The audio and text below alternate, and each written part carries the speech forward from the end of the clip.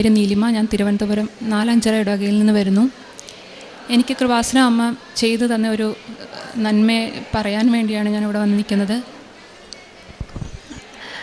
ഞാൻ എയർ ഇന്ത്യയിൽ cabin crew ആയിട്ട് 8 വർഷമായിട്ട് വർക്ക് ചെയ്യുകയാണ്.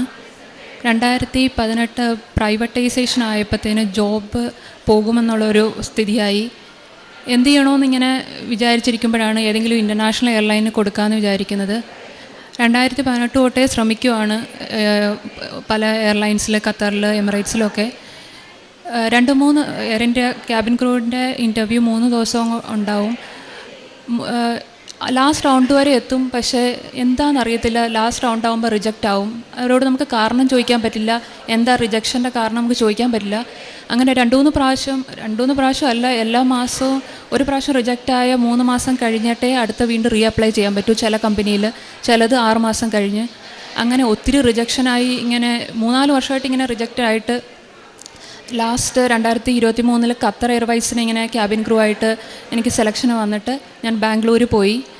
3 ദിവസമായിരുന്നു ഇൻ്റർവ്യൂ. 2 ദിവസം എനിക്ക് കിട്ടി. 3-ാമത്തെ ദിവസം ഞാൻ രാവിലെ 8 മണിക്ക് റിപ്പോർട്ട് ചെയ്യണമെന്ന് പറഞ്ഞിട്ട് രാവിലെ എഴുന്നേറ്റ്, ക്യാബിൻ ക്രൂ ആയതുകൊണ്ട് മേക്കപ്പൊക്കെ ഇട്ട് ഇറങ്ങണമല്ലോ എന്ന് വെച്ചിട്ട് രാവിലെ നോക്കിയപ്പം മുഖത്തൊരു ചെറിയൊരു കുരു പോലെ. അപ്പം ഞാൻ വിചാരിച്ചു ഈ അലർജിയുടെ എന്തെങ്കിലും ആയിരിക്കുമെന്ന് വിചാരിച്ചു.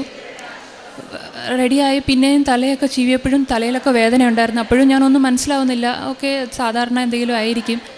ഞാൻ അങ്ങനെ ഇൻ്റർവ്യൂ സ്ഥലത്തെത്തി ആദ്യത്തെ റൗണ്ട് കയറുന്നതിന് മുമ്പ് ഞാൻ ചുമ്മാ വാഷ്റൂമിൽ പോയി എൻ്റെ മുഖം വെറുതെ ഒന്ന് നോക്കിയപ്പോൾ മുഖത്ത് മൊത്തം പാട്, എന്തോ ഇങ്ങനെ ചൊള്ളി നിൽക്കുന്ന പോലെ. ഞാൻ അപ്പോഴാണ് ശ്രദ്ധിക്കുന്നത്. അതുവരെ ഞാൻ കണ്ണാടിയിലൊന്നും നോക്കിയിരുന്നില്ല. നോക്കിയപ്പോൾ മുഖം മൊത്തമായി, നോക്കിയപ്പോൾ കയ്യിലായി. അപ്പം ഞാൻ വിചാരിക്കും എന്താ ഇത്, അലർജിയാണോ എന്തോന്ന് മനസ്സിലായില്ല. അപ്പം എൻ്റെ ചേച്ചി നേഴ്സ്